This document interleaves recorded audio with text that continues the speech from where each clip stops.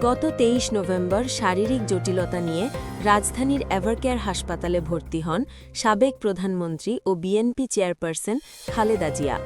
তার চিকিৎসা চলাকালেই আসন্ন নির্বাচন ঘিরে দেশের রাজনৈতিক পরিস্থিতি যখন উৎকণ্ঠাময়, ঠিক সেই প্রেক্ষাপটকে কাজে লাগিয়ে সামাজিক যোগাযোগ মাধ্যমে পরিকল্পিতভাবে গুজব ও অপতথ্য ছড়ানো হচ্ছে। খালেদা জিয়ার অসুস্থতাকে ঘিরে একের পর এক গুজব খবর, বিভ্রান্তিকর ফটো কার্ড ও ভিডিও ছড়িয়ে রাজনৈতিক ও সামাজিক অস্থিরতা সৃষ্টির চেষ্টা চলছে বলে মনে করছেন বিশ্লেষকরা। অনুসন্ধানে দেখা গেছে, মনিটাইজেশন ও ভিউ বাণিজ্যের উদ্দেশ্যে অন্তত শতাধিক ফেসবুক প্রোফাইল পেজ ও গ্রুপ থেকে সংগঠিতভাবে এসব অপতথ্য ছড়ানো হচ্ছে। মানুষের আবেগকে উস্কে দিয়ে গুজবকে পণ্য বানানোই এই চক্রের মূল লক্ষ্য।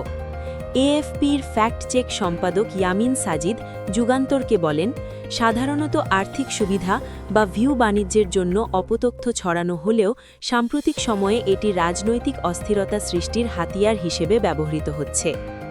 নভেম্বরের শেষ সপ্তাহ থেকে ১০ ডিসেম্বর পর্যন্ত ছড়ানো কন্টেন্ট বিশ্লেষণে দেখা যায়, অধিকাংশ পোস্টই খালেদা জিয়ার মৃত্যুর গুজবকে কেন্দ্র করে।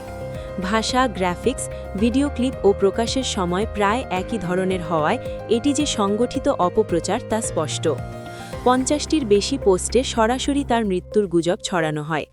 কোথাও বলা হয় তাকে বিদেশে নেওয়া হয়েছে, কোথাও দাবি করা হয় রাজনৈতিক কারণে মৃত্যুর খবর গোপন রাখা হয়েছে। মাই বাংলা টিভি, জীবন বাংলা নিউজ, সারিন তমা রিলস সহ একাধিক পেজ ও আইডি থেকে ভুয়া ফটোকার্ড ছড়িয়ে খালেদা জিয়ার মৃত্যুর দাবি করা হয়। এমনকি দেশের জনপ্রিয় টেলিভিশন চ্যানেলের লোগো নকল করেও বিভ্রান্তিকর কন্টেন্ট তৈরি করা হয়েছে।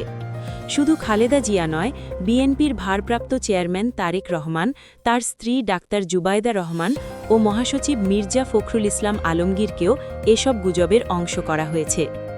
এএফপির ফ্যাক্ট চেক সম্পাদক ইয়ামিন সাজিদ বলেন, সামাজিক যোগাযোগ মাধ্যমে ছড়ানো খালেদা জিয়ার অসুস্থতা সংক্রান্ত তথ্যের বড় অংশই ভুয়া।